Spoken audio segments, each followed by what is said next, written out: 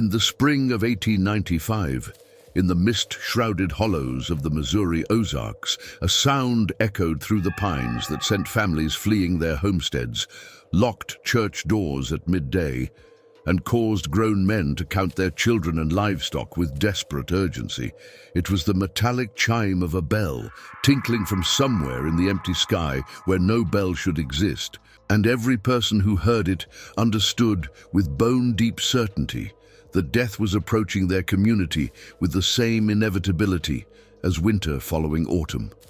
This was the sound of the belled buzzard, and to dismiss it as mere superstition would be to misunderstand something fundamental about how this phenomenon differed from the witch hysteria that consumed Salem, Massachusetts, 2 centuries earlier. Salem's terror was manufactured through accusation without physical evidence, spreading through communities like psychological contagion until neighbors condemned neighbors based on nothing more substantial than frightened testimony and theological speculation. But the belled buzzard was grounded in documented reality that no amount of skepticism could entirely dismiss. Turkey vultures had genuinely been fitted with bells, sheep bells, sleigh bells, cow bells, throughout the southern United States from the 1850s onward. Farmers attempting to scare buzzard flocks away from livestock had belled them. Children engaging in pranks had captured and belled them. Various individuals across decades and hundreds of miles had attached metal noisemakers to carrion birds, transforming ordinary scavengers into creatures that announced their presence with every wing beat. The historical record confirms this reality through newspaper accounts that began appearing in the 1850s, documenting belled buzzards as curiosities rather than omens. The earliest reports described them with the bemused tone of frontier oddities, peculiar birds that clinked and clanked as they soared, identified by sound before ever being spotted. Some articles attempted to track specific birds, speculating about their longevity and range, noting that turkey vultures could live 20 to 30 years in the wild and migrate across vast territories following food sources and favorable weather. These mundane ornithological observations would eventually be consumed by something far more powerful than natural history, collective fear transmuted into prophecy. Dr. Samuel Corrigan arrived in the Missouri Ozarks in March of 1895, traveling from St. Louis with a trunk full of medical texts, surgical instruments, and the confident rationality of a man educated in modern science. His intention was to establish a frontier practice, bringing enlightened medicine to communities that still relied on folk remedies and dubious healing traditions. He was 42 years old, a widower whose wife had died from complications of childbirth that no medical intervention could prevent, and he carried both professional competence and personal recognition that even the best training sometimes proved inadequate against the random cruelties of mortality. His first encounter with the belled buzzard phenomenon occurred during his second week in the settlement, when a patient, a farmer named Elijah Macabre, consulted him about persistent anxiety and insomnia. Corrigan performed a thorough examination, finding no physical pathology, and began inquiring about psychological stresses that might explain the symptoms. Macabre's answer bewildered the doctor. He was worried because he'd heard reports from neighboring counties that the belled buzzard had been sighted moving north toward their region, and its arrival would herald disaster that he needed to prepare for, but couldn't predict the timing or nature of. Corrigan's initial response combined professional concern and private dismissal. He prescribed a mild sedative and recommended that Macabre avoid dwelling on folk superstitions that could only exacerbate anxiety. But Macabre's response revealed the depth of belief. The old farmer looked at the educated physician with an expression that blended pity and certainty, explaining that his grandfather had witnessed the original belling in 1817, that the creature was a singular, immortal entity rather than multiple ordinary birds, and that dismissing its warnings had cost lives throughout the region's history.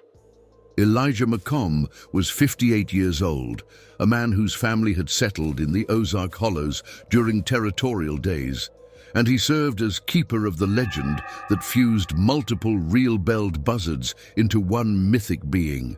His testimony, delivered with the practiced cadence of oral tradition passed through generations, maintained that the bird had been belled by a soldier during the War of 1812, that it had appeared at every major disaster since then, and that its range extended from Virginia to Missouri to Texas, and had supposedly been sighted as far south as Peru. The geographic impossibility of this range, requiring speeds and distances that no turkey vulture could achieve, didn't undermine Macabre's conviction because the story operated on mythological rather than ornithological logic.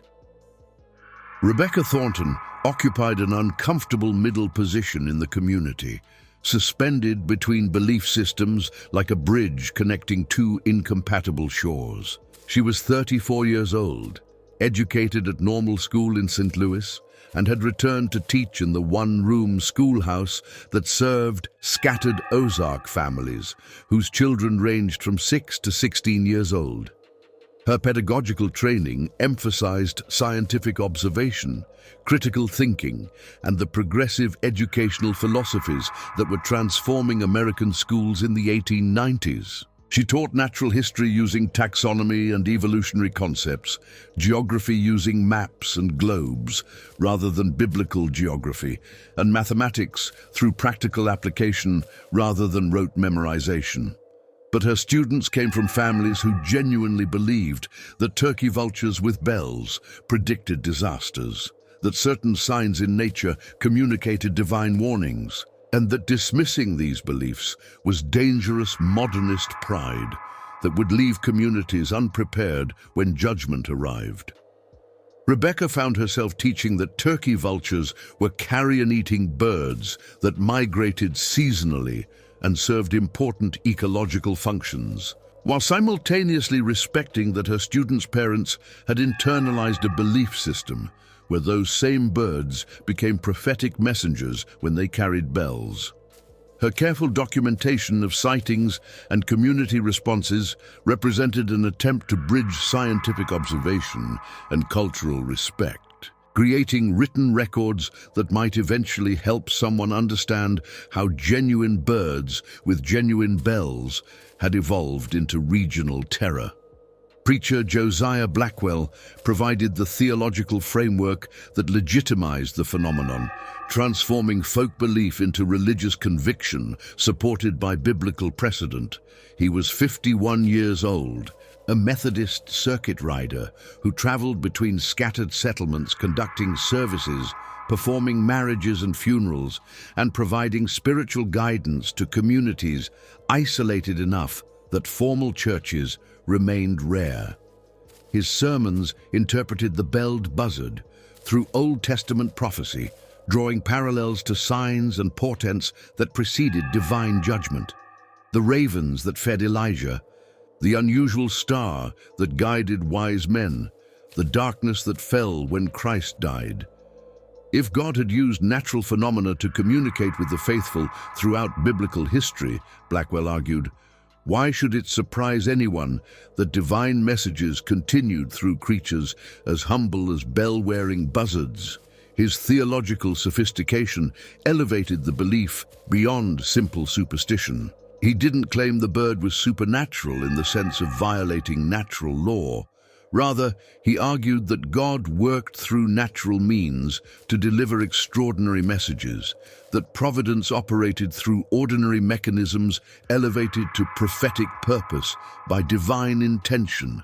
This interpretive framework allowed educated believers to maintain faith without requiring suspension of natural law, providing intellectual justification for taking the warnings seriously, even while acknowledging that turkey vultures were simply birds.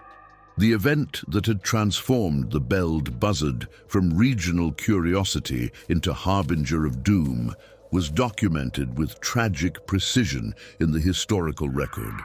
In the summer of 1878, The lower Mississippi Valley experienced one of the most devastating yellow fever epidemics in American history.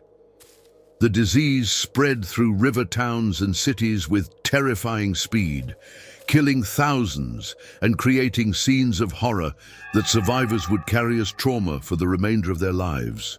Brownsville, Tennessee, a small settlement approximately 50 miles east of Memphis, suffered catastrophic mortality during the epidemic's peak in late summer and early autumn.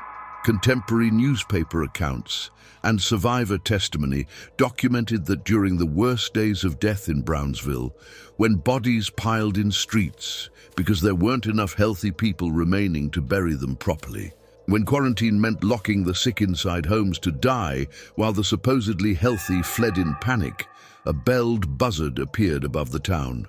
Witnesses reported hearing its metallic chime echoing over rooftops while the bird circled endlessly, drawn by the scent of death that saturated the settlement. The psychological fusion of real disaster with the bird's presence created the pivotal transformation. What had been peculiar foul became omen. What had been coincidental timing became prophecy. And what had been scattered folklore crystallized into regional certainty that the bell meant death was coming. From 1878 forward, newspaper headlines across the South openly declared the bird a harbinger of evil, and communities expressed genuine fear when sightings were reported in their vicinity. Editors who would normally dismiss folk superstitions published earnest articles hoping the buzzard wouldn't locate in this section because its presence might herald cholera outbreaks, fever epidemics, tornadoes, or other calamities. The phenomenon had transcended its mundane origins to become part of the predictive infrastructure that isolated communities relied upon for whatever advance warning might be possible in an era when diseases arrived without explanation and weather disasters struck without forecast. In the spring of 1895, the Missouri Ozarks represented the phenomenon at the height of its terrible reputation. Reports arrived from neighboring counties describing sightings and the distinctive sound of the bell echoing through forests. Communities grew anxious, remembering past disasters and wondering what calamity might be approaching. Dr. Corrigan found himself treating patients for anxiety symptoms triggered by the reports, documenting in his medical journal a psychological phenomenon that created real physical effects, regardless of whether the underlying belief had rational foundation. A crucial evening in late April brought the crisis home to Macabre Hollow. Multiple witnesses, including Rebecca Thornton, who was walking home from the schoolhouse at dusk, reported hearing the distinctive metallic chime of a bell coming from somewhere in the sky. The sound echoed through the pine-covered hills with the particular acoustic quality that made pinpointing its source impossible, seeming to originate from multiple directions simultaneously as it bounced off cliff faces and through hollows. Rebecca noted the time, the location, the weather conditions, and the responses of others who heard it, creating documentation that captured both the phenomenon and the community's immediate reaction. Elijah Maycomb's interpretation was immediate and certain. The belled buzzard had arrived. Death was coming.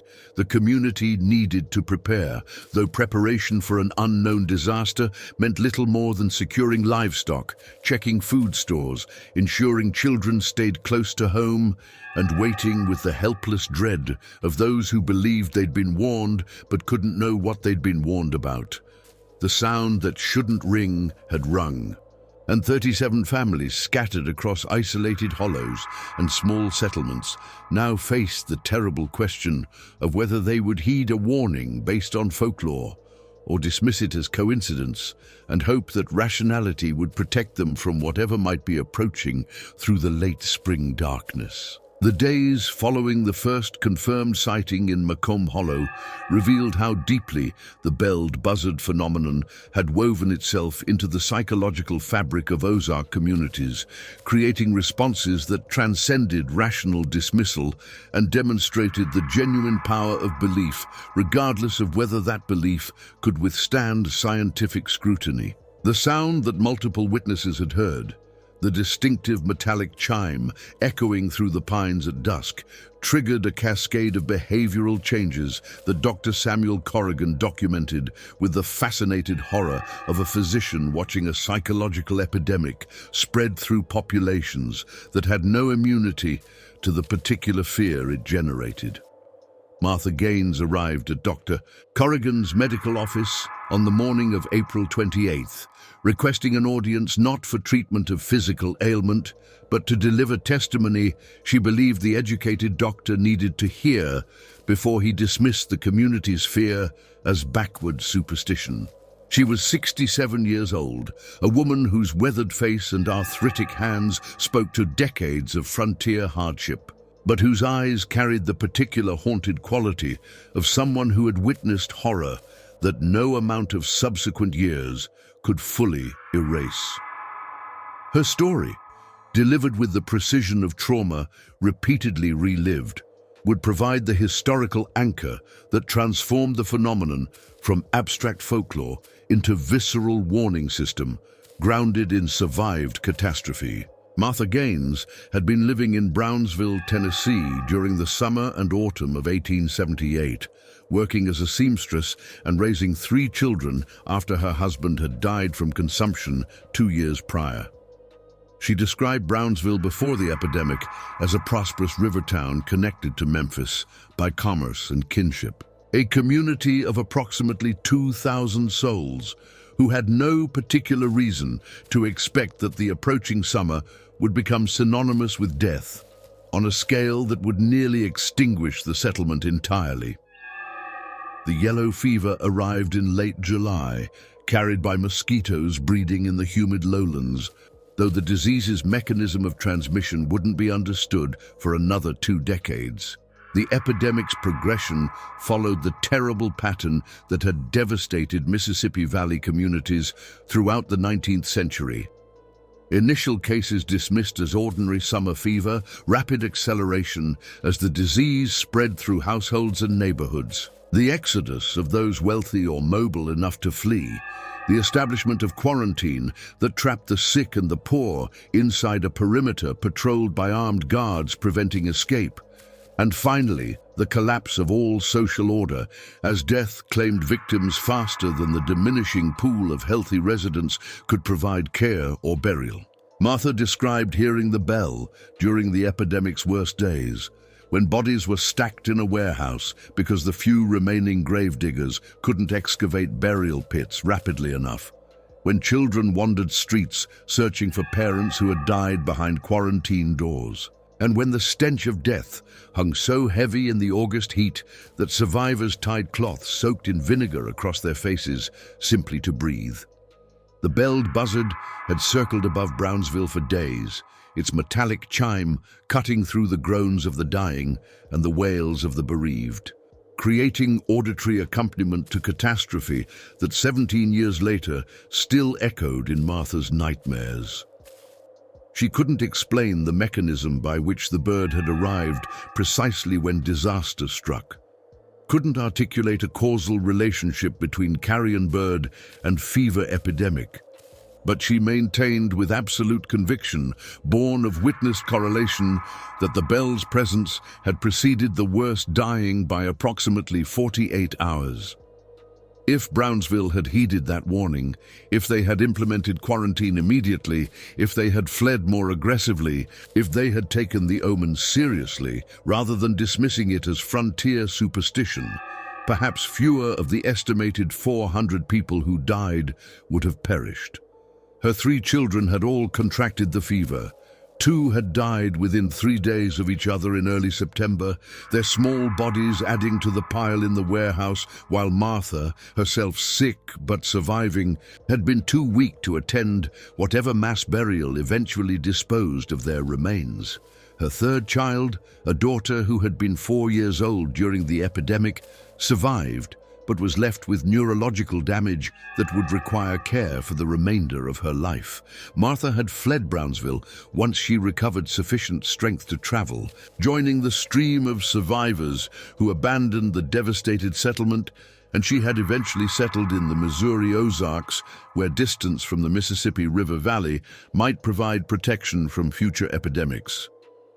Her testimony to Dr. Corrigan carried the weight of first-hand experience that abstract historical accounts could never match. She looked at the educated physician with eyes that had seen enough death to fill several lifetimes and told him with quiet certainty, "I heard that bell in Brownsville." 2 days later, the fever was killing 10 people every hour. Don't make the mistake of thinking education protects you from what's coming when the bell rings. Listen to people who've survived what you've only read about in medical journals. Sarah McKee represented a different demographic entirely. A young mother of 29 years who had been born in the Ozarks and who carried the cultural conditioning of someone raised to interpret natural signs as communication, requiring response rather than investigation. She had 2 children, a daughter of 5 and a son of 3, and a husband who worked a small farm in one of the more isolated hollows several miles from the main settlement. When Sarah heard the distinctive bell sound near her cabin on the evening of April 30th, her response was immediate and instinctive. She began packing essentials for an extended absence, told her bewildered children they were going to stay with their aunt in town, and informed her husband that she would not remain in their isolated homestead while the omen hung over the countryside. Her husband, Thomas McKee, a practical man whose education consisted of 3 years of sporadic schooling and whose worldview centered on crops, weather, and the physical labor required to survive frontier farming, attempted to reason with his wife's panic. He pointed out that nothing had actually happened, that hearing a bird with a bell didn't constitute genuine danger, and that abandoning the farm during spring planting season based on folklore would jeopardize their survival more certainly than any hypothetical disaster the bird supposedly predicted. His arguments employed the logic of pragmatic skepticism. They had limited resources. Her sister's home in town was already crowded, and fleeing from unspecified threats was the behavior of superstitious people who couldn't distinguish between real danger and imagined fear. But Sarah's cultural conditioning and her awareness of what had happened in Brownsville 17 years earlier overrode her husband's rational objections. She knew the stories, knew that Martha Gaines had lost 2 children by dismissing the warning, and knew that her own mother had always taught that certain signs in nature carried messages that required response, even when the mechanism remained mysterious. The argument that developed between Sarah and Thomas McKee represented in microcosm the broader community tension between modern skepticism and traditional belief, between education that taught rational analysis and cultural knowledge that emphasized pattern recognition across generations. The resolution came through compromise born of marital necessity rather than intellectual agreement. Sarah and the children would evacuate to her sister's home in town, remaining there until either disaster struck or enough time passed without incident to suggest the warning had been false or had been heeded successfully through communal preparation.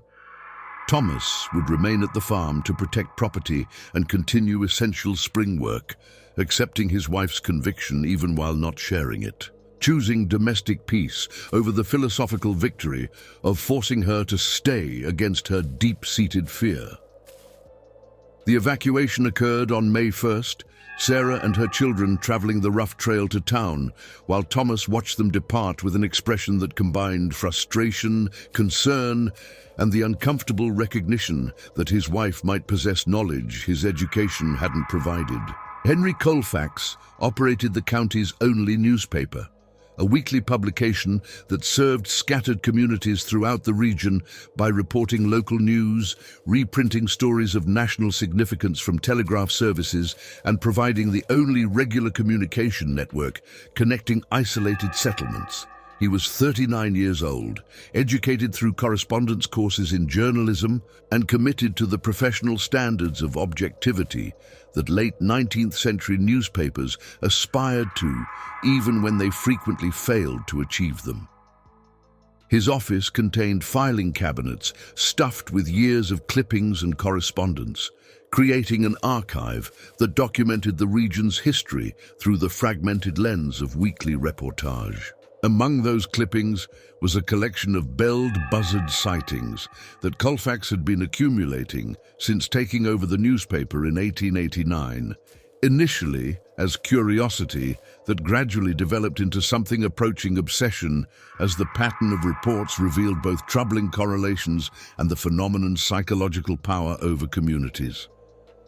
His review of these archives in late April 1895, triggered by the recent sightings in his own county, produced a complex picture that resisted simple dismissal while also refusing to support supernatural interpretation. Some sightings had genuinely preceded disasters. A reported bell sound in Madison County, Arkansas in 1891 had been followed 2 weeks later by a diphtheria outbreak that killed 11 children. A sighting near Springfield, Missouri in 1893 occurred 5 days before a fire destroyed half the commercial district, and multiple reports from across Tennessee and Mississippi during the 1878 yellow fever epidemic created the critical mass of correlation that had transformed folklore into prophecy system. But Colfax's archive also contained numerous reports of sightings that had no subsequent calamity. Buzzards heard in Johnson County in 1890 with no following disaster, multiple sightings throughout 1892 in various locations that were followed by unremarkable months of ordinary frontier life, and at least one case where a young man had come forward to admit that the reported bell sound had been his own prank using a cowbell from a hidden position. The pattern suggested what statisticians would later call confirmation bias. Communities remembered the hits and forgot the misses, creating an unfalsifiable belief system where disaster following sightings confirmed the prophecy, while absence of disaster could be explained as either the warning had been false or the community's preparation had successfully averted the predicted calamity. Yet Colfax found himself troubled by the correlations that did exist. The 1878 Brownsville correlation was particularly disturbing because multiple independent sources documented the bird's presence during the epidemic, and the timing suggested something more than pure coincidence. Similarly, several of the more recent correlations involved disasters that occurred within days of sightings. A temporal proximity that made dismissal feel less like scientific skepticism and more like willful blindness to patterns that might have genuine, if unexplained, significance. His journalist's training compelled him to document evidence rather than interpretation, but his personal discomfort with unexplained correlations created editorial crisis. Should he publish analysis that might debunk communal belief and risk both anger from believers and potential guilt if disaster followed and his skepticism had prevented preparation? Or should he report sightings without editorial interpretation, maintaining professional objectivity while avoiding the question of whether the phenomenon deserved serious consideration or dismissive ridicule? Young Thomas Pritchard, a 14-year-old boy whose family farmed in the hills above Macomb Hollow, carried a secret that he had maintained for 6 years with increasing psychological burden. In the summer of 1889, when Thomas had been 8 years old, he and 2 friends had captured a turkey vulture using a baited trap and had fitted it with a sheep bell taken from Thomas's father's livestock. The boys' motivations had been simple juvenile entertainment. They wanted to see if they could catch a buzzard, wanted to hear what it would sound like flying with a bell, and had no awareness of the cultural significance their prank would acquire. They had released the belled bird and watched it take flight, the bell chiming with each wing beat, before running home to avoid being caught by parents who would have punished the cruelty of distressing wildlife for amusement. Thomas had gradually become aware over subsequent years that the belled buzzard sightings that triggered community terror might include the very bird he and his friends had belled as thoughtless prank. The burden of this knowledge created internal conflict between his desire to confess and his fear of the consequences. Both immediate punishment from his father and the broader community's potential anger that he had been at least partially responsible for spreading fear based on folklore that he had accidentally reinforced through his prank. The sightings in late April 1895 brought his guilt to crisis point, and he made the decision to confess to preacher Josiah Blackwell during a private meeting after church services on May 3rd. His confession, delivered with adolescent mixture of defensive self-justification and genuine remorse, revealed that at least some of the recent Ozark sightings involved a bird that had been belled by human action rather than carrying some mythical bell from 1812. Blackwell's response demonstrated the phenomenon's psychological resilience. Rather than dismissing the entire legend based on this confession, the preacher argued that divine providence could work through human actions, including pranks, that God had a history of using unlikely instruments to deliver messages, and that Thomas's youthful mischief might have been guided by forces the boy didn't understand to create a warning system the community needed. This theological flexibility allowed the belief system to absorb contrary evidence without collapsing, demonstrating how faith-based interpretations could accommodate facts that would undermine purely supernatural claims. The confession also complicated Dr. Corrigan's growing documentation of the phenomenon. When Blackwell brought Thomas to the doctor's office to repeat his testimony, Corrigan felt both vindication that natural explanation existed and frustration that the confession did nothing to reduce community belief or alter behavior. The bird was real, the bell was real, the sightings were real. These facts had never been in dispute. What remained contested was whether the bird's presence predicted disasters or merely coincided with them through random timing, and whether communities should treat the sightings as prophetic warnings or as meaningless correlation that folk psychology had elevated to supernatural status. Throughout early May, additional sightings concentrated in the region surrounding Macabre Hollow, each report adding to accumulated anxiety that created genuine psychological and physiological effects. Dr. Corrigan treated patients for insomnia, anxiety, hypervigilance, and stress-related digestive complaints, documenting symptoms that were undeniably real, even if triggered by beliefs he considered unfounded. His medical journal struggled with the ethical implications. As a physician committed to scientific truth, he felt obligated to debunk the superstition to reduce unnecessary psychological harm. But as a healer responsible for community well-being, he wondered whether removing the warning system might leave people less prepared for genuine disasters that did occur with some regularity in the Ozark region. Severe weather, disease outbreaks, and the countless ways that frontier life could turn fatal without advance notice. The atmospheric conditions throughout mid-May created additional tension. Weather patterns shifted toward the unstable systems that characterized late spring tornado season, even though frontier communities lacked the meteorological knowledge to identify the specific indicators. Experienced farmers recognized the signs through generational observation. The particular quality of clouds, the oppressive humidity, the eerie stillness that preceded severe storms. But without scientific framework for understanding these observations, the recognition of threatening weather became indistinguishable from the prophetic interpretation of the belled buzzard's warning. Both suggested danger was approaching, both required preparation, and both operated through pattern recognition that couldn't fully articulate its reasoning.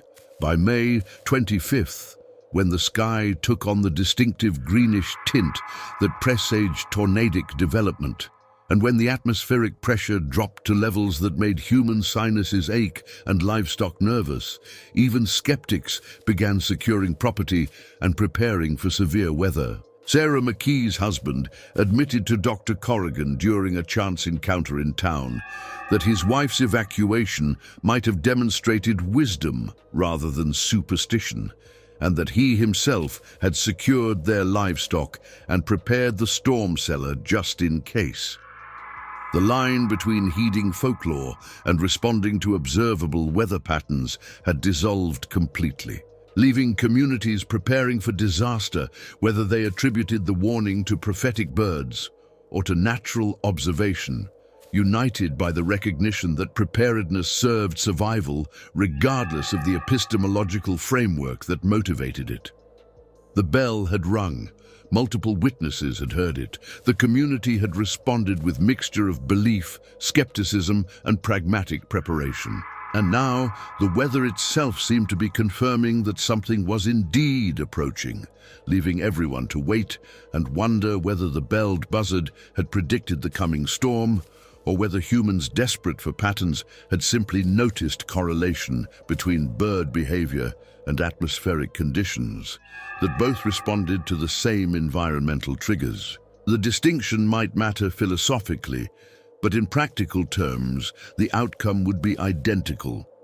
Disaster was coming, people had prepared, and whatever happened next would be interpreted through the lens of belief that had been cultivated across generations of survivors who needed to believe that chaos could be predicted even when prediction was impossible. The morning of May 27th, 1895, arrived with the kind of atmospheric wrongness that even those without meteorological training could recognize as threatening.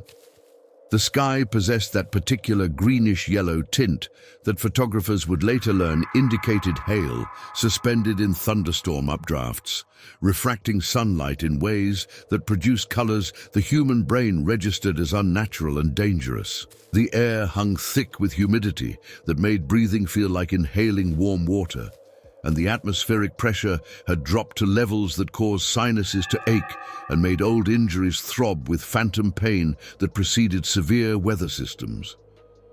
Birds had gone silent despite the approaching noon hour, and livestock displayed the nervous agitation that suggested they sensed through mechanisms humans could only observe rather than explain, that the normal rules governing weather were about to be suspended in favor of chaos. Those who had heeded the belled buzzard's warning 10 days earlier were already sheltered or evacuated. Sarah McKee watched the sky darken from her sister's home in town, her two young children playing with their cousins, while Sarah herself maintained the vigilance of someone who had trusted her instincts against her husband's skepticism and who now waited to learn whether her cultural conditioning had protected her family or whether she had overreacted to folklore that had no predictive power. Her husband, Thomas, remained at their isolated cabin several miles from town, having prepared their storm cellar and secured what livestock could be gathered, but staying to protect property from both weather and from the opportunistic theft that sometimes accompanied disasters when normal social order temporarily dissolved. Dr. Samuel Corrigan experienced the approaching storm from his medical office, positioned near the settlement center, where his services might be quickly accessed if the weather produced injuries requiring treatment. His scientific training allowed him to recognize the meteorological indicators, the particular cloud formations, the wind patterns shifting erratically, the electrical charge in the air that made hair stand up and created the metallic taste on the tongue that preceded lightning. He understood that severe thunderstorms developed through mechanisms involving atmospheric instability, temperature differentials, and moisture content, and that tornadoes formed when specific conditions created rotating updrafts within storm systems. His knowledge provided framework for understanding, but offered no more actual protection than folk belief did. Whether you explained the approaching danger through meteorology or through prophetic birds, the outcome would be determined by luck and preparation rather than by epistemological correctness. The tornado formed approximately 6 miles southwest of Macomb Hollow at 1:43 in the afternoon, developing with the sudden violence that characterized the most dangerous severe weather events. Modern meteorologists would later classify systems of this intensity as EF3 on the enhanced Fujita scale, winds exceeding 160 miles per hour, capable of completely destroying well-built structures and turning ordinary objects into deadly projectiles. But in 1895, such classification systems didn't exist, and residents could only describe the approaching tornado through the inadequate vocabulary available. It sounded like a freight train. It looked like the sky was falling. It moved with impossible speed across landscape that offered no protection, and it left destruction so complete that survivors would spend years processing the trauma of having witnessed nature's power to erase human construction with casual contempt. The roar preceded the visible funnel, a sound so deep and continuous that it bypassed conscious hearing and registered as vibration felt through ground and bone, creating primal terror that overrode rational thought and triggered the survival responses humans shared with every other animal that had evolved on a planet where weather could kill. Those who had prepared properly, who had reached storm cellars or caves, or the few structures built with sufficient strength to withstand tornado forces, pressed themselves against walls or floors and prayed to whatever deities or protective forces they believed might intercede between human fragility and natural violence. Those who had not prepared, either through skepticism or through simple inability to reach shelter in time, made desperate final choices about whether to run for protection they might not reach or to shelter in place, in structures they knew couldn't withstand what was coming. Sarah McKee's cabin was in the tornado's path, though neither she nor her husband Thomas could have known this when they made their respective decisions about whether to evacuate or stay. The cabin had been built according to standard frontier construction. Logs chinked with mud, a shake roof, a fieldstone foundation, and a storm cellar dug into the hillside approximately 30 yards from the main structure. Thomas had reached the cellar when the sky took on its most threatening aspect, bringing with him a small amount of food, a lantern, and the shotgun he kept for protection against both human and animal threats. He had perhaps 2 minutes of waiting in the damp underground darkness before the tornado struck. 2 minutes of listening to the roar intensify and wondering whether his wife had been right to flee and whether he would survive the next few minutes to tell her so. The cabin disintegrated in approximately 4 seconds. The logs that had taken Thomas 2 years to fell, haul, and construct into a home scattered across 100 yards of hillside as if they weighed nothing. The roof was torn away intact and deposited in a neighboring hollow where it was found days later, still recognizable as a roof, but separated from any structure it might protect. The fieldstone foundation remained, marking where the cabin had stood, but everything that had made it a home was either destroyed beyond recognition or distributed across the landscape in patterns that suggested the tornado had possessed some malicious intelligence guiding its selection of what to obliterate and what to merely relocate.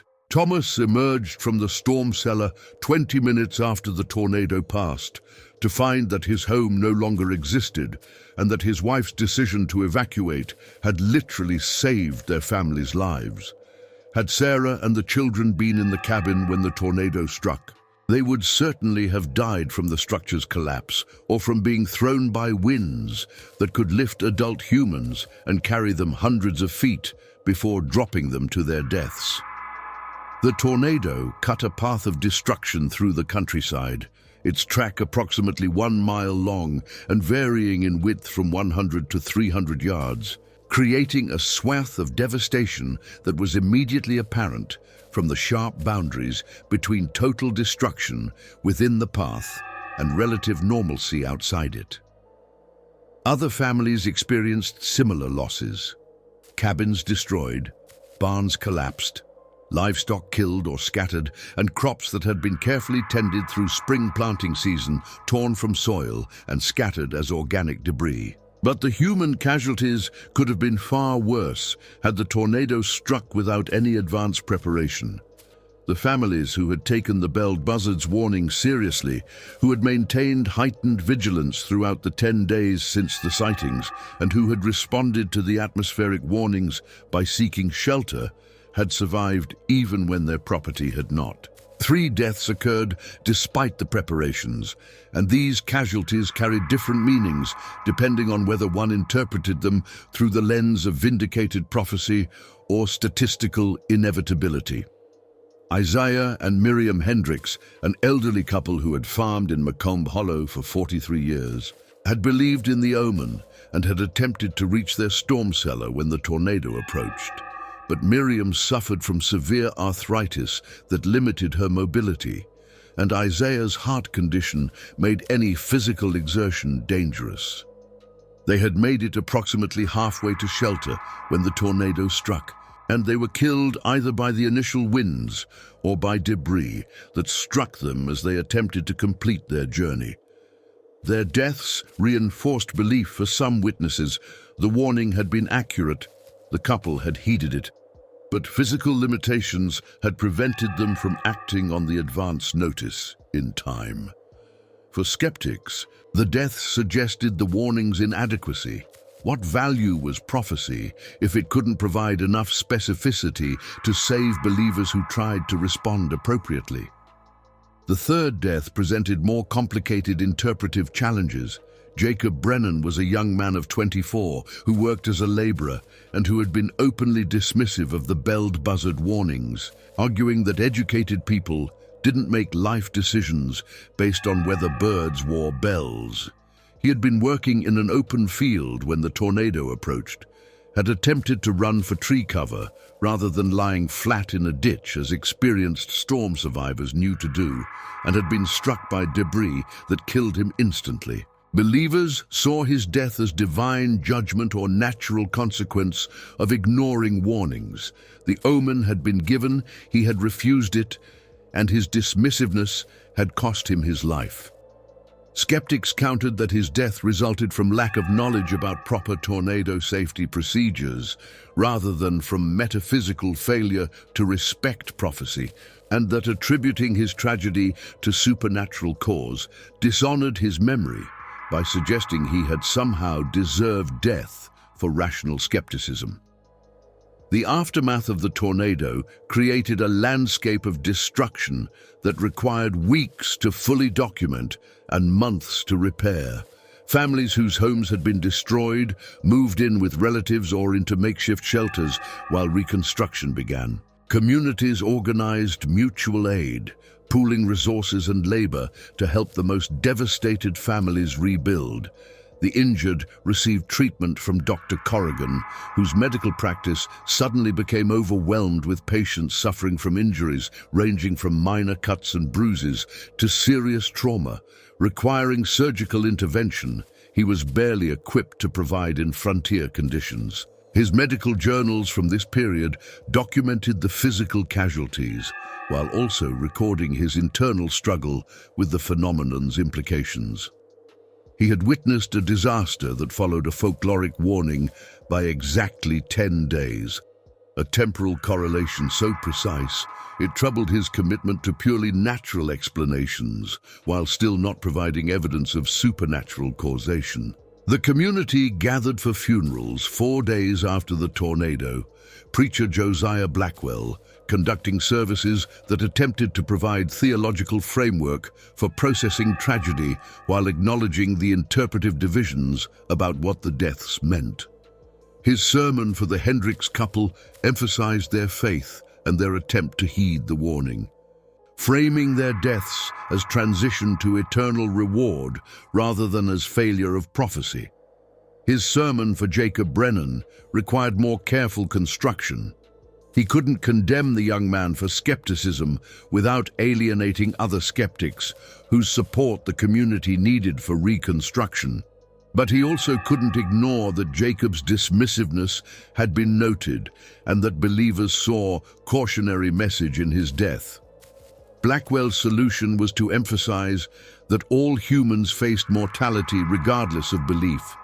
That disaster took faithful and skeptical alike, and that the proper response was humility before forces, whether natural or divine, that exceeded human control. Elijah Macabre emerged as the strongest voice arguing for prophetic validation. He stood amid the destruction, pointing to the tornado's timing exactly 10 days after the bell had been heard, noting that those who had heeded the warning had survived even when their property hadn't, and arguing that the casualties could have been far worse had the community ignored the omen completely. His interpretation followed traditional pattern of unfalsifiable belief: disaster following the warning confirmed prophecy, survival of believers confirmed that heeding the warning worked, and deaths of believers demonstrated that warnings required proper response rather than guaranteeing safety. His logic admitted no possibility of being wrong because every outcome could be incorporated into the prophetic framework. Dr. Corrigan attempted to provide rational counter-argument, though his conviction had been shaken by the timing that he couldn't dismiss as pure coincidence without feeling intellectually dishonest. He pointed out that late May was statistically the peak period for tornadoes in Missouri, that severe weather could be predicted through atmospheric observation without requiring supernatural assistance, and that the 10-day gap between the warning and the disaster raised questions about specificity. If the Buzzard truly predicted tornadoes, why appear more than a week in advance when shorter-term warning would be more actionable? His arguments employed sound logic but failed to account for the psychological impact of having witnessed correlation that felt too precise to be random chance, and his own uncertainty undermined the conviction with which he delivered his skepticism. Rebecca Thornton documented both perspectives in her careful records, interviewing survivors and attempting to maintain educational objectivity while personally struggling with evidence that resisted easy categorization. Her interviews revealed that most survivors who had heeded the warning attributed their survival to divine providence communicated through the bird, describing their decision to prepare as having been guided by something deeper than rational analysis. The minority who had also survived despite skepticism either credited luck or acknowledged that they had prepared anyway based on weather observation, or admitted that social pressure had motivated precautions they wouldn't have taken, based solely on their own judgment. Her documentation captured a community processing shared trauma through competing interpretive frameworks that would never reach consensus, because the underlying question, whether the correlation was causal or coincidental, couldn't be definitively answered with available evidence. Henry Colfax faced his editorial crisis with the tornado's occurrence, unable to avoid addressing the belled buzzard in his reporting without the community recognizing deliberate omission. His solution preserved journalistic neutrality while acknowledging the phenomenon's power. He reported the facts of the tornado, the casualties, the property damage, and the community response. And he included a separate article documenting that multiple witnesses had heard the distinctive bell sound 10 days prior to the disaster. His article presented both interpretations, those who believed the warning had been prophetic, and those who attributed the timing to coincidence, without editorial endorsement of either position. The approach satisfied neither believers who wanted validation nor skeptics who wanted debunking, and it earned him criticism from both camps for what they perceived as cowardice in refusing to take a definitive stance. The tornado of May 27, 1895 would be remembered not primarily for its meteorological characteristics or its destructive power, but for its role in the belled buzzard narrative. It became the data point that believers cited as irrefutable proof of prophecy that skeptics struggled to explain away as pure chance. And that created uncomfortable middle ground, where even those committed to rational explanations found themselves hedging their dismissiveness with phrases like remarkable coincidence and troubling correlation. The disaster had validated folk belief for those predisposed to believe, had reinforced skepticism for those committed to natural explanations, and had created profound uncertainty for everyone in between, who recognized that 10-day correlation was either meaningless statistical noise or evidence of something their education hadn't prepared them to categorize. Dr. Corrigan wrote to colleagues in St. Louis during the Reconstruction period, attempting to articulate his experience and seeking rational framework for phenomenon that resisted easy categorization. His letters acknowledged that he had witnessed psychological effect powerful enough to alter community behavior, timing precise enough to suggest pattern rather than randomness, and outcome that had genuinely saved lives through preparation, motivated by folkloric belief, whether or not that belief had factual foundation. He requested literature on mass psychology, on statistical analysis of coincidence, and on any research addressing how communities process disaster through supernatural frameworks. The responses he received provided partial explanations, but no complete resolution, leaving him professionally and personally uncertain about whether he had witnessed elaborate coincidence or whether frontier folk knowledge had captured something about predictive correlation that scientific materialism lacked vocabulary to address. The summer of 1895 brought reconstruction to the tornado-damaged sections of the Missouri Ozarks, but it also brought something less tangible and more profound, a community-wide negotiation of shared reality when fundamental disagreements existed about the basic nature of what they had experienced. The physical landscape could be rebuilt through labor and material resources, but the epistemological landscape, the contested ground of whether the belled buzzard had genuinely predicted the disaster or whether the correlation was elaborate coincidence, resisted any reconstruction that might achieve consensus or closure. Dr. Samuel Corrigan approached the phenomenon as he approached medical diagnosis, through systematic investigation, attempting to understand through multiple frameworks what single explanatory model could not adequately address. His ornithological research, conducted through correspondence with naturalists at the St. Louis Academy of Science and through his own field observations, confirmed that turkey vultures did migrate through Missouri during spring and autumn, following patterns that brought them from southern wintering grounds to northern breeding territories. The birds could live 20 to 30 years in the wild, meaning that a vulture belled in the 1860s could theoretically still be alive in 1895. Their natural roosting behavior favored limestone caves and cliff faces, locations they returned to repeatedly across years, which could explain why sightings concentrated in certain geographic areas. The birds weren't immortal entities, but rather long-lived individuals using consistent habitat. Multiple vultures had certainly been belled over the decades by various people for various reasons. Farmers attempting to scare buzzard flocks away from livestock had discovered that attaching bells made the birds audible from greater distances, allowing for rapid response when scavengers approached valuable animals. Children engaging in the casual cruelty that characterized much frontier childhood had captured and belled birds as pranks or experiments. And at least some individuals had deliberately created belled buzzards as hoaxes, knowing the psychological impact the phenomenon generated. The historical record confirmed all of these mundane origins, suggesting that the legend had emerged not from a single bird belled in 1812, but from dozens of separate birds belled across decades and hundreds of miles, their individual stories fusing in collective consciousness into narrative of one immortal prophet. But Corrigan's psychological investigation revealed that understanding the mundane origins did nothing to diminish the phenomenon's power over community behavior.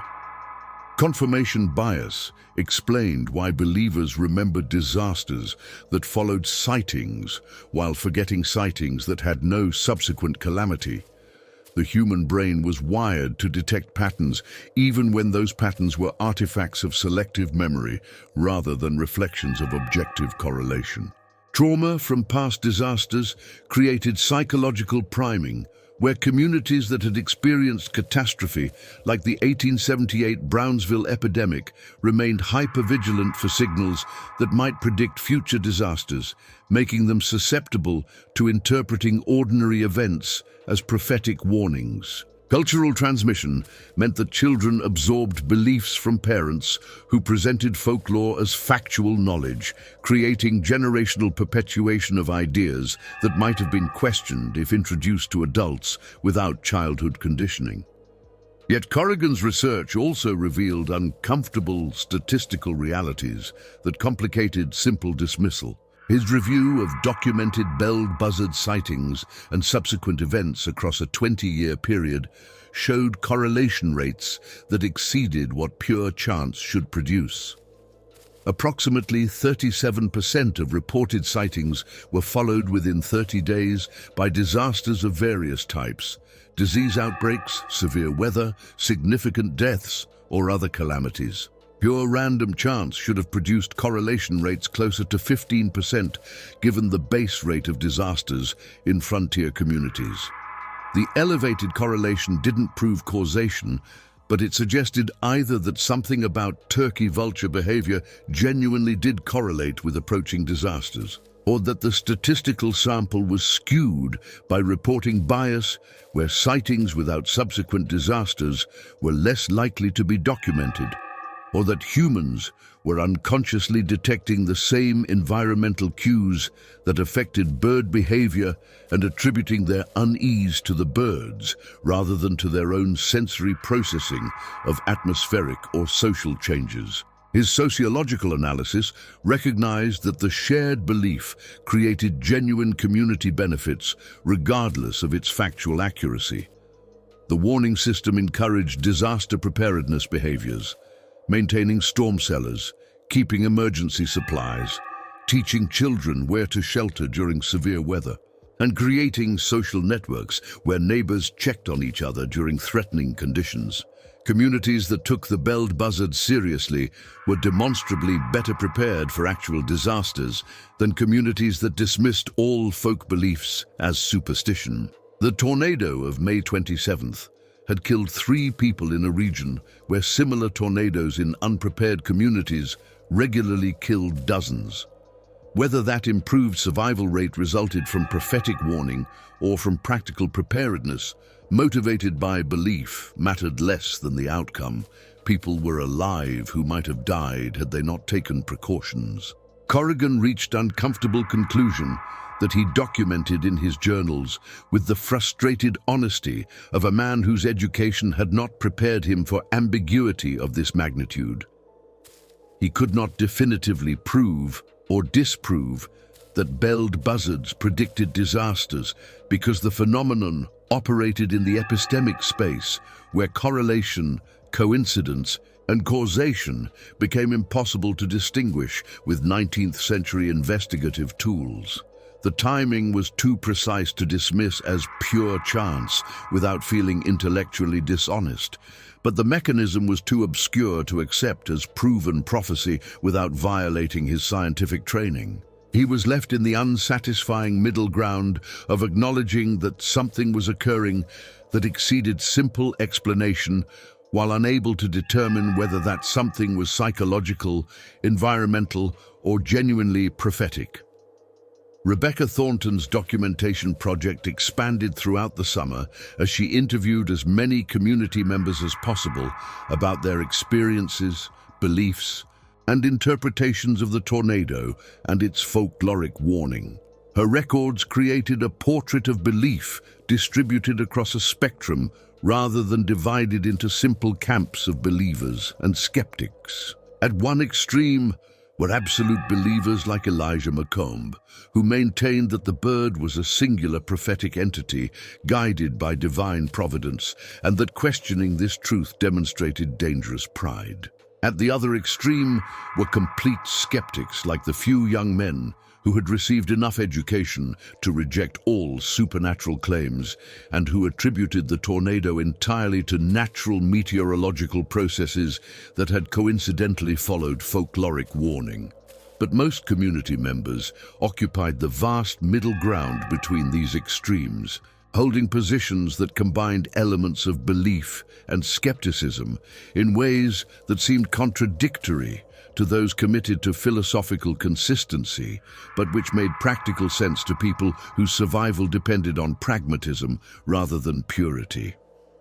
These individuals might acknowledge that the bird was probably just a turkey vulture that someone had belled as a prank, while simultaneously maintaining that taking its appearance seriously was wise precaution because disasters did sometimes follow sightings.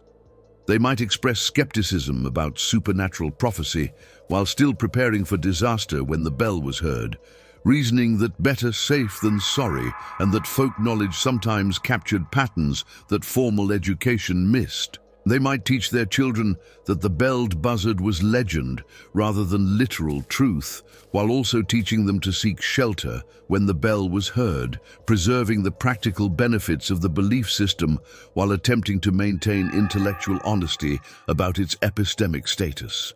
Rebecca's interviews revealed generational patterns in belief distribution. Older residents who had lived through multiple disasters and who remembered or had heard family stories about the Brownsville epidemic maintained stronger belief in the Omens' prophetic power.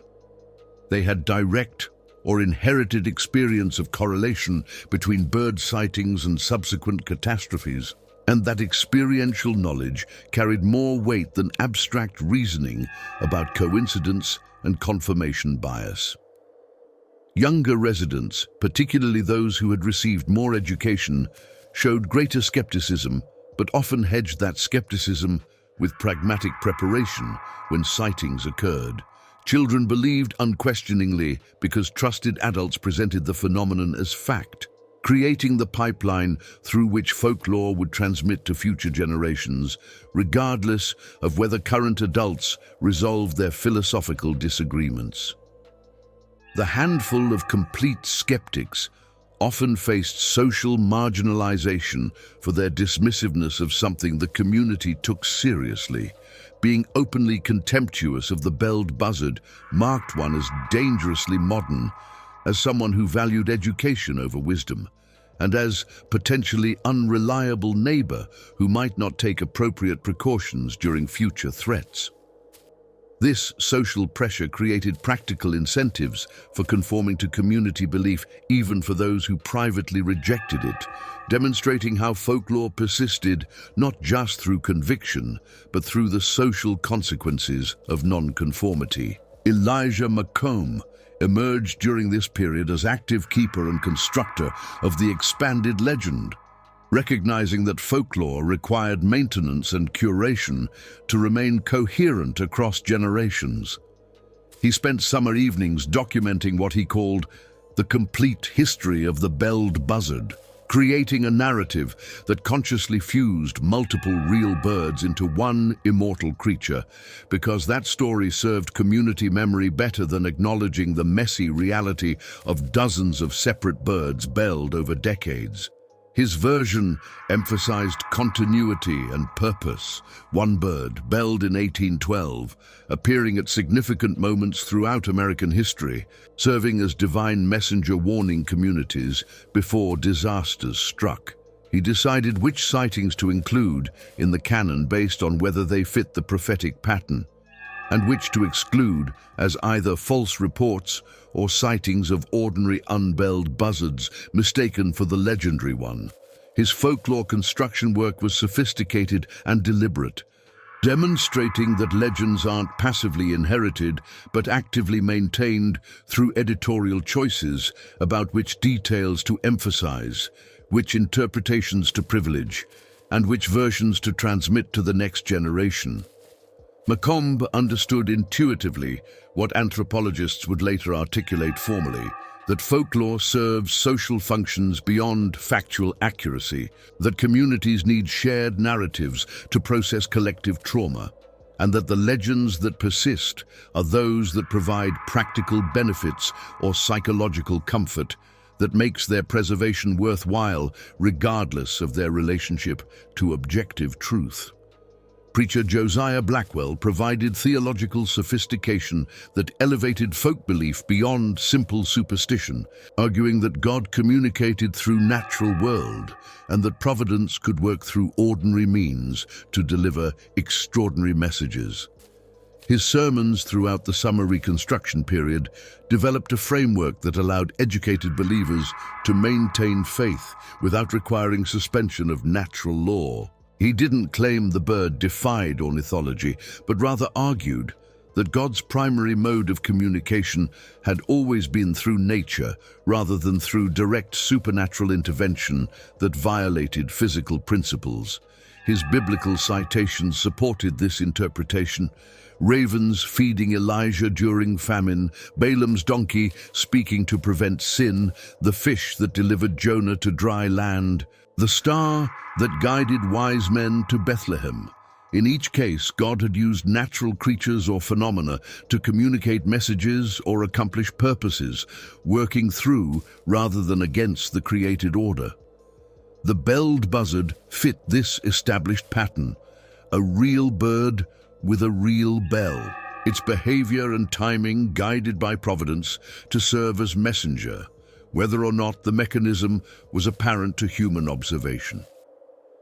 This theological framework allowed believers to acknowledge that skeptics were correct about the bird's natural origins, while maintaining that natural explanations didn't preclude divine purpose operating through those natural mechanisms. Henry Colfax's newspaper became forum for community debate as he published letters from both believers and skeptics, documenting the range of interpretation and allowing collective processing through public discourse. The letters revealed fascinating rhetorical patterns. Believers didn't typically claim supernatural explanation in the sense of miracle or magic. Instead, they argued from pragmatic position that whether or not the buzzard truly predicted disasters, treating it as warning system had proven beneficial. They pointed to the May tornado, noting that casualties would have been worse without the advanced preparation the warning motivated, and arguing that even if the correlation was coincidental, the precautions it encouraged justified continued respect for the tradition. Skeptics didn't deny the tornado or minimize the suffering it caused. Instead, they argued that attributing it to bird sighting mistook correlation for causation and perpetuated irrational thinking that might have harmful consequences in other contexts. They worried that encouraging supernatural explanations would undermine scientific education, would make communities vulnerable to charlatans who exploited belief in omens, and would perpetuate patterns of thought that had historically led to witch trials, persecution of innocents blamed for natural disasters, and other consequences of magical thinking applied to random events. The debate never resolved because both sides were partially correct about different aspects of the phenomenon. The practical benefits of disaster preparation justified the belief for those prioritizing survival outcomes over epistemic purity. The absence of proven causal mechanism justified skepticism for those prioritizing intellectual consistency over practical outcomes. And the uncomfortable statistical correlations that exceeded pure chance but fell short of proof created space where honest investigators could reach different conclusions without either side being demonstrably wrong.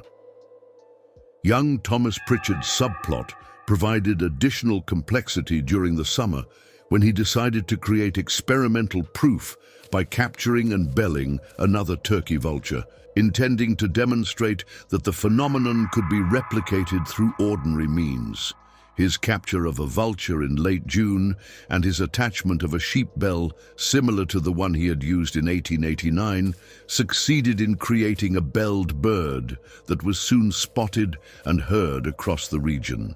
But the community's response to his revealed hoax demonstrated the belief system's resilience to contradictory evidence. Some interpreted his new belled bird as proof that the entire phenomenon was explicable through natural means. If a 14-year-old boy could create a belled buzzard, then obviously all such sightings involved real birds, belled by humans rather than immortal prophetic entities. But others argued that Thomas's artificial creation didn't invalidate the original, maintaining that whatever he had done to an ordinary vulture was different from the legendary bird whose prophetic power derived from divine designation rather than from the physical bell. Still others suggested that by repeating the belling ritual, Thomas might have accidentally created a new omen bearer, arguing that the act of belling transformed ordinary scavengers into prophets, regardless of whether humans intended that transformation or understood its mechanism. The unfalsifiable nature of the belief became apparent through these responses. No evidence could conclusively disprove it because any outcome could be interpreted as supporting core conviction. If disasters followed sightings, the Buzzard had predicted them. If disasters didn't follow, either the warning had allowed prevention through preparation, or the sighting wasn't genuine, or the bird had appeared for reasons other than immediate disaster prediction. If birds were proven to have been naturally belled by humans, that didn't preclude divine providence working through human actions to create the warning system God intended communities to have. The epistemological impossibility frustrated skeptics who recognized they couldn't win arguments against belief systems that adjusted to accommodate contrary evidence rather than collapsing under its weight. But it comforted believers precisely because the resistance to disproof suggested deeper truth, operating beyond rational investigation. If the phenomenon could survive every challenge that skepticism raised, perhaps that survival demonstrated that something genuine underlay the folklore, even if its nature remained mysterious. By late summer, the community had settled into uncomfortable equilibrium where different explanatory frameworks coexisted without resolution. Dr. Corrigan published his findings in regional medical journals, suggesting psychological and sociological explanations while acknowledging unexplained correlations. Elijah Macomb continued maintaining and transmitting the prophetic narrative. Preacher Blackwell delivered sermons supporting theological interpretation that allowed faith and reason to coexist. Rebecca Thornton completed her documentation, preserving multiple perspectives for future researchers who might have analytical tools current generation lacked. And the community continued reconstruction of tornado-damaged property while maintaining the preparedness behaviors that the belled buzzard belief system encouraged, united by shared experience of disaster and shared determination to heed future warnings, whether or not anyone could explain why warnings sometimes correlated with the disasters they supposedly predicted. The autumn of 1895 brought harvest season to the reconstructed settlements of the Missouri Ozarks, and it also brought renewed reports of the belled buzzard as turkey vultures began their annual southward migration through the region. The May tornado had solidified the legend's place in community consciousness, transforming what had been contested folklore into accepted regional knowledge that even skeptics treated with cautious respect. News of the tornado and its apparent 10-day advance warning by the distinctive bell sound spread through newspaper networks that connected scattered rural communities, creating waves of heightened awareness across neighboring states as people who had previously dismissed the phenomenon now reconsidered whether folk wisdom might capture patterns that formal education had missed.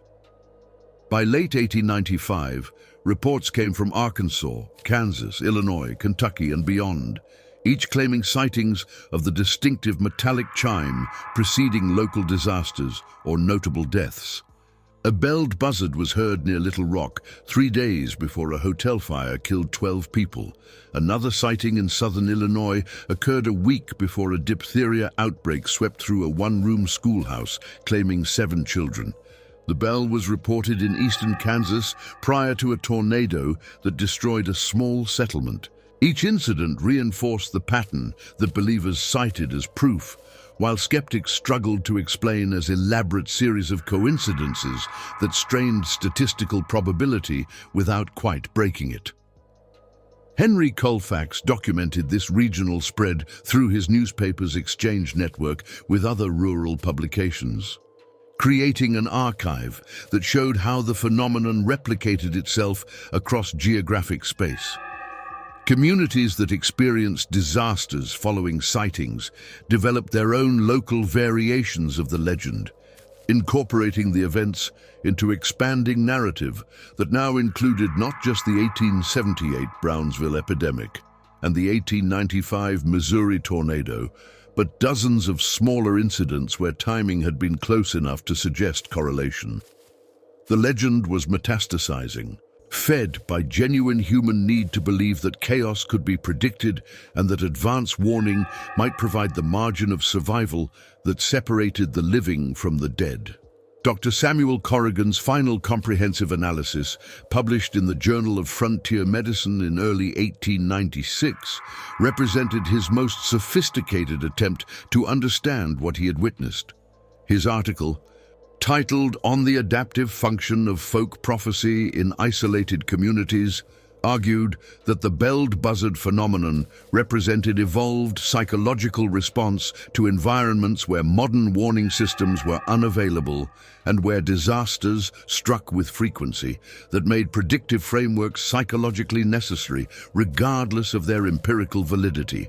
He proposed that turkey vultures, as carrion birds possessing acute senses that detected atmospheric and biological changes invisible to human perception, might display altered behavior patterns before severe weather or disease outbreaks, and that generations of observation by frontier communities had created legitimate correlation between bird behavior and approaching threats, even if the causal mechanism remained unexplained.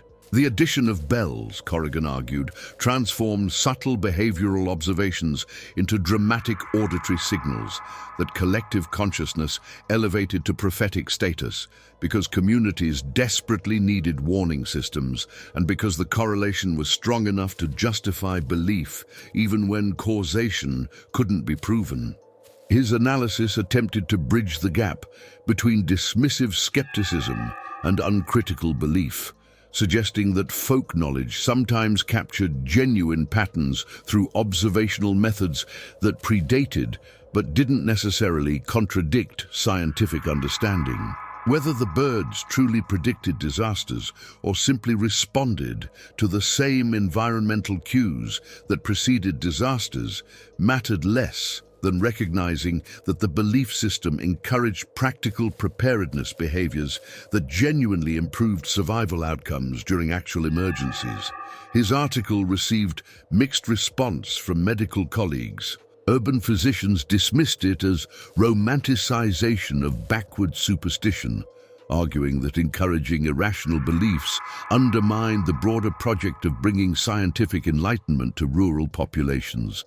But frontier doctors who worked in isolated communities where folk medicine and traditional knowledge remained dominant recognized truth in Corrigan's analysis, acknowledging that dismissing all traditional beliefs as superstition ignored cases where generations of careful observation had produced genuinely useful knowledge that formal science had not yet articulated in academic vocabulary.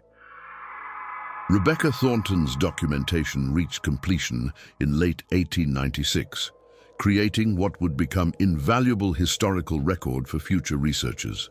Her systematic collection of testimonies, her documentation of belief distribution across demographic categories, Her careful notation of sightings and subsequent events, and her preservation of both believer and skeptic perspectives created snapshot of how legends functioned within communities, how belief systems persisted despite contrary evidence, and how disasters created mythologies that helped populations process trauma while preparing for future threats.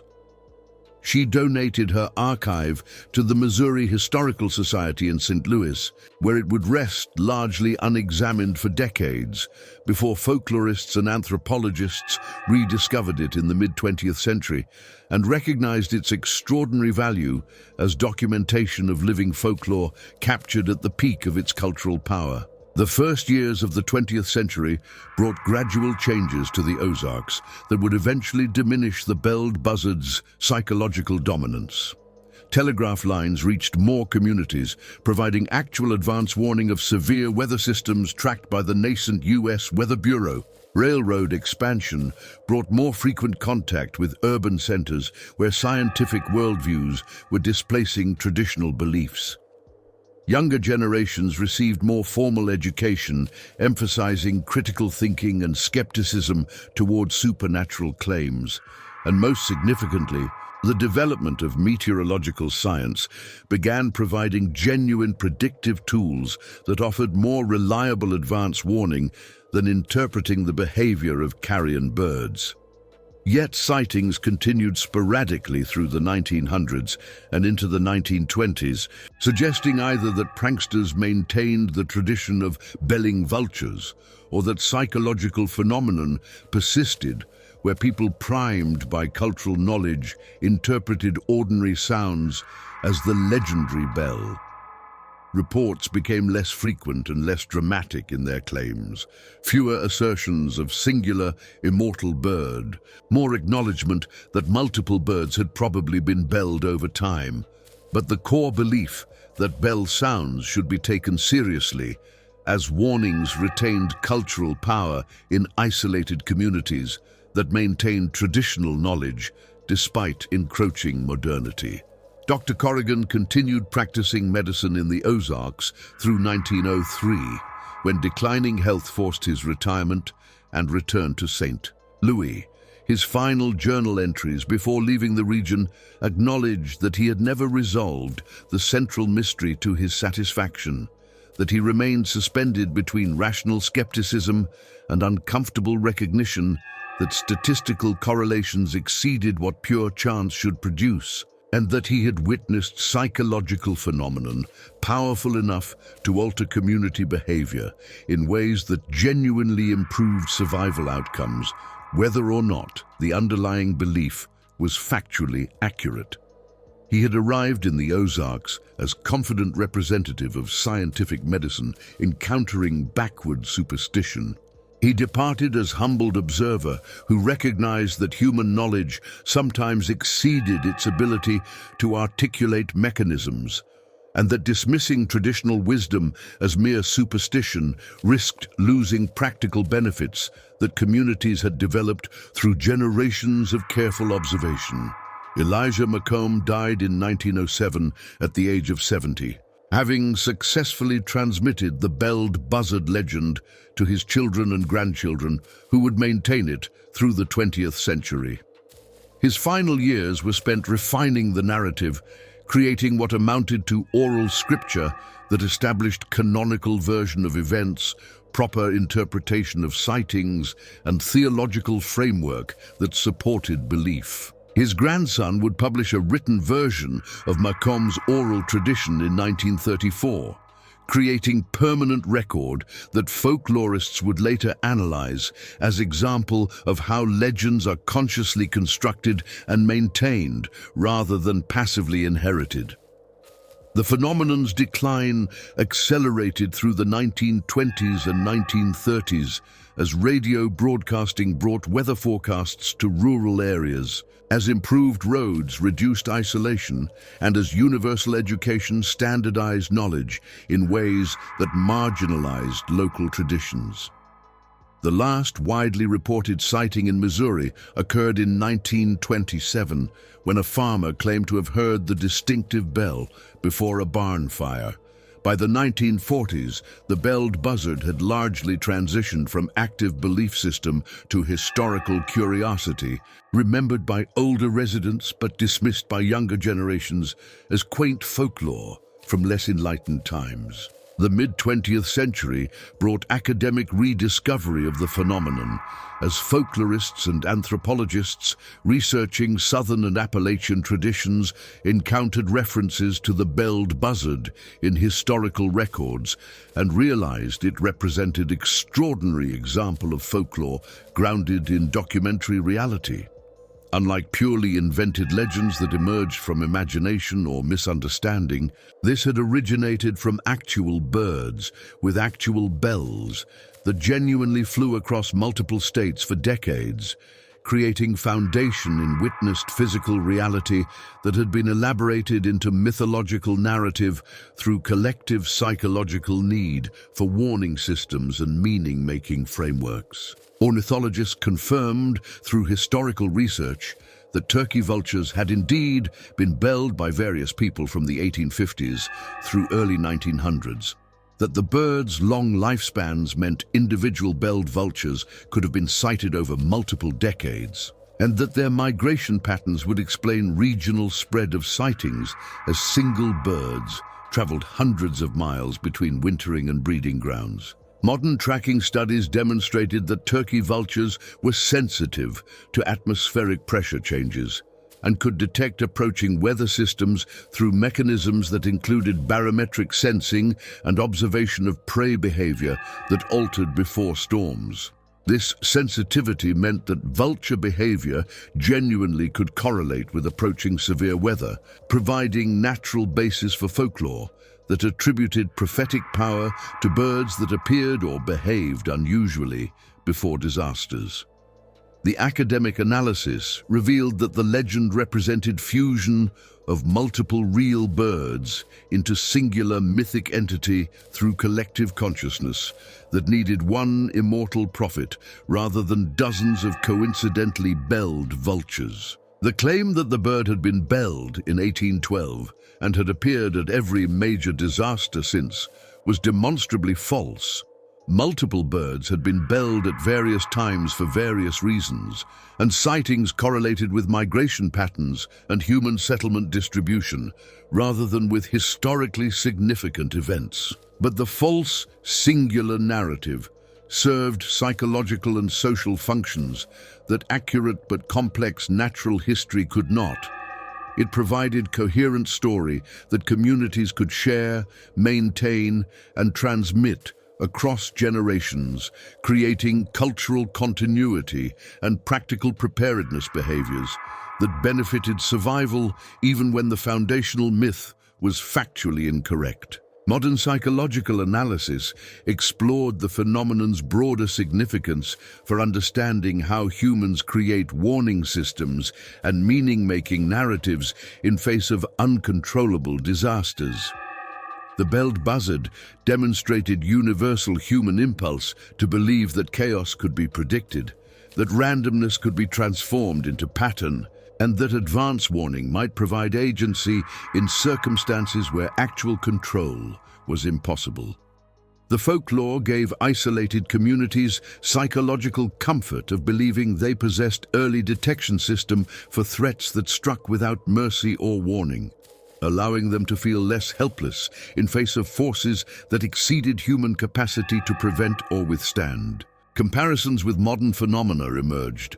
Earthquake prediction attempts, despite seismology's acknowledged inability to forecast specific events, cancer warning signs that create anxiety while providing minimal actual predictive value, financial crisis indicators that retrospectively explain crashes but rarely prevent them, and the countless ways that contemporary humans sought advanced warning systems for disasters that remained fundamentally chaotic and unpredictable.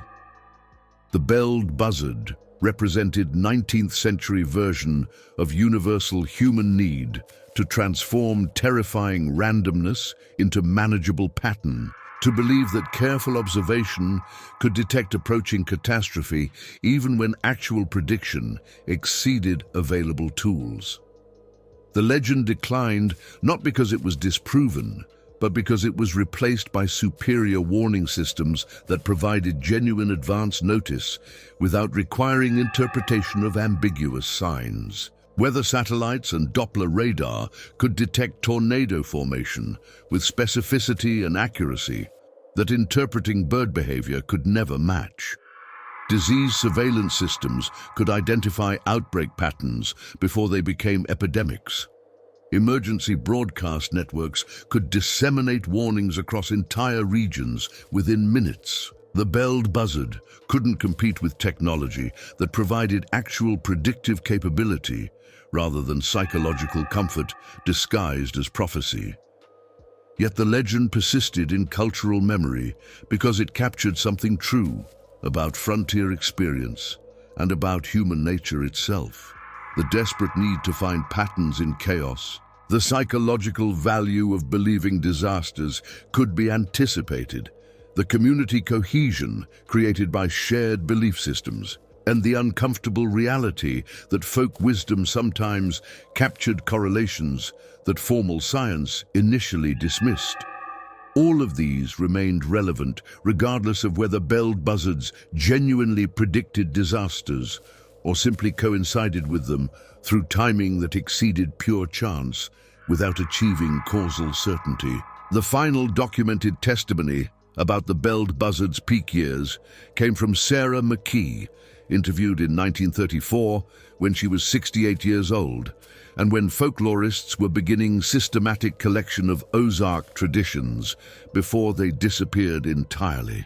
She described hearing the bell in late April 1895, her immediate decision to evacuate despite her husband's skepticism, the tornado that destroyed their cabin 10 days later, and her absolute conviction that the warning had saved her family's lives. When asked the question that researchers always eventually posed, whether she truly believed the bird had predicted the tornado or whether she thought the correlation was coincidental, her answer captured the phenomenon's essential ambiguity with wisdom that decades of reflection had refined. "I know what I heard," she stated with the certainty of someone whose survival had validated belief. "I know what happened. Whether the bird knew the tornado was coming, or whether God used the bird to warn us, or whether I just got lucky by heeding folklore that happened to coincide with actual disaster, I cannot tell you which explanation is correct. But I can tell you that my children lived because I listened to that warning, and that my husband rebuilt our home because he wasn't inside it when the sky fell. The mechanism doesn't matter as much as the outcome. The belief saved us." Whether the belief was true in the way believers claimed or true in some other way, I don't understand, doesn't change the fact that it worked. Her response demonstrated the pragmatic epistemology that characterized frontier survival. Truth was measured by outcomes rather than by philosophical purity. Beliefs were judged by their practical benefits rather than by their correspondence to academic theories. And mystery was accepted rather than resolved when resolution wasn't necessary for using knowledge effectively. Sarah McKee had survived by heeding a warning she couldn't fully explain, and that survival justified the belief regardless of whether skeptics could provide natural explanations that preserved their commitment to rational materialism. The belled buzzard of the Missouri Ozarks and the broader southern United States remained in the 21st century as historical curiosity, as example of how humans create psychological infrastructure for managing unpredictable threats, and as reminder that the line between folklore and fact was more permeable than comfortable categories suggested. The phenomenon had been grounded in reality. Birds were genuinely belled, sightings were genuinely reported, disasters genuinely followed with statistical frequency that exceeded pure chance even if it fell short of proof.